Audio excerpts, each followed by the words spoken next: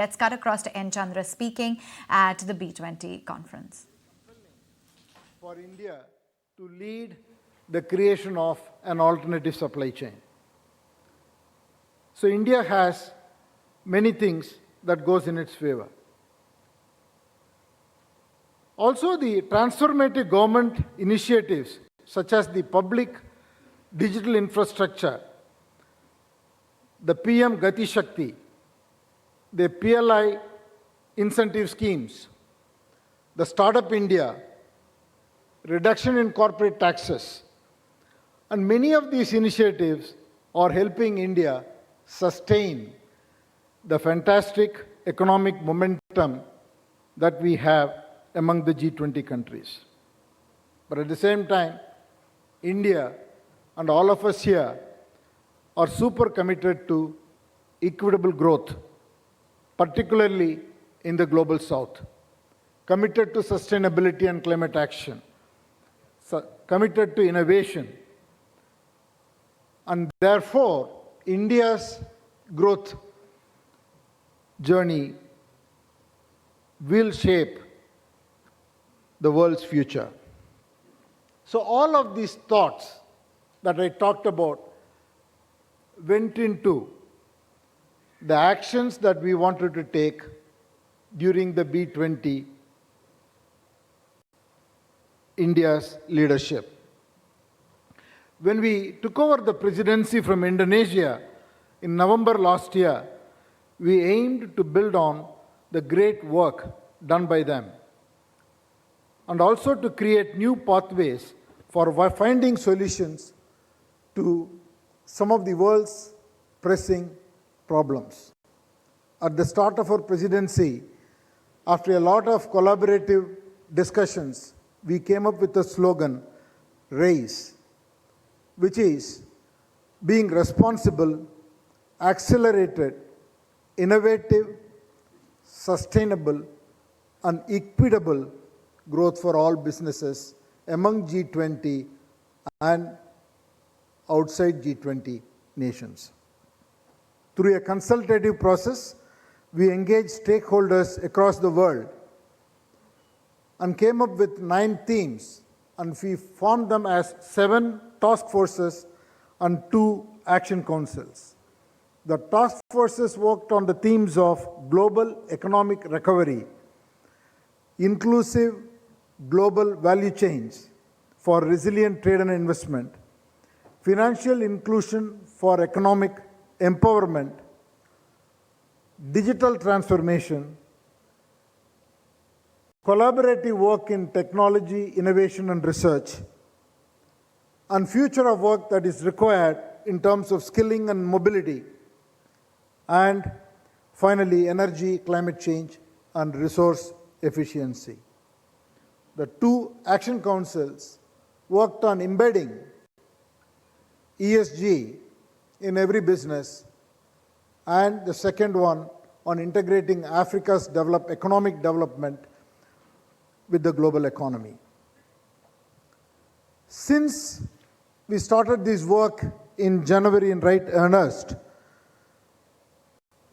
we have had about 110 policy advocacy sessions and initiatives across 29 locations in India and abroad.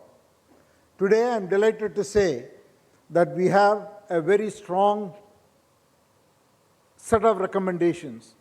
In total, 54 recommendations across these 9 themes, and each of those recommendations have got policy actions, multiple policy actions numbering 172. These 54 recommendations and 172 policy actions have come out of the consensus that has been achieved across over 1,400 participants who have actively engaged to work with the task forces, action councils, and through the International Advisory Caucus. We have received enormous support, feedback, pushbacks, and engagement to get a set of recommendations which are sharp and which can make an impact. While each of the chairs of the task forces and action councils have led from the front, and they will have the opportunity to share directly the work that has been done and the recommendations out of their task forces, I thought I will call out a few important recommendations, more the themes of the recommendations, and then the follow-ups that we want to do going forward. The first that came across as a theme across all the 9 aspects is the concept of inclusion.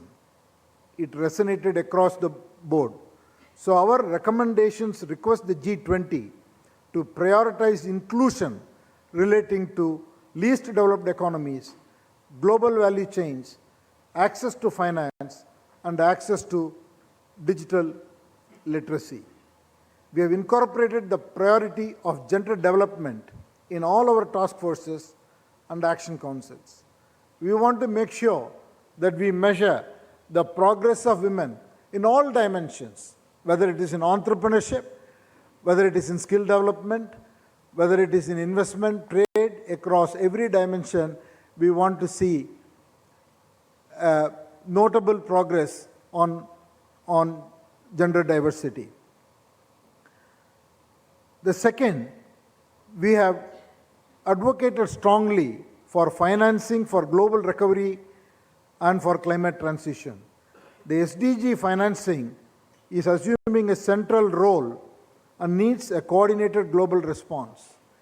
We also have specific callouts for promoting the growth of MSMEs across all nations by providing them the necessary financial support and all other policy support that is required so that the MSME growth will become fundamental to drive the global economy.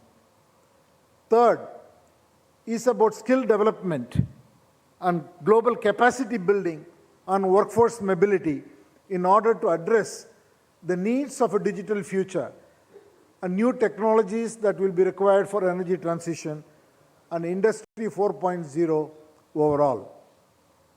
Fourth, the G20 will accord, we have requested G20 to accord higher priority to the needs of Global South in all our deliberations, particularly in financial support. The B20 agenda explored the global value chain resilience and how to bring in least developed economies, MSMEs, women, and youth in the global trading arena. And the sixth, we have also advocated for harmonization of frameworks for ESG, standards in the measurements of climate change, and skills that are required to be uniformly available across the globe by facilitating knowledge sharing, by facilitating movement of mobility, cross-border exchanges,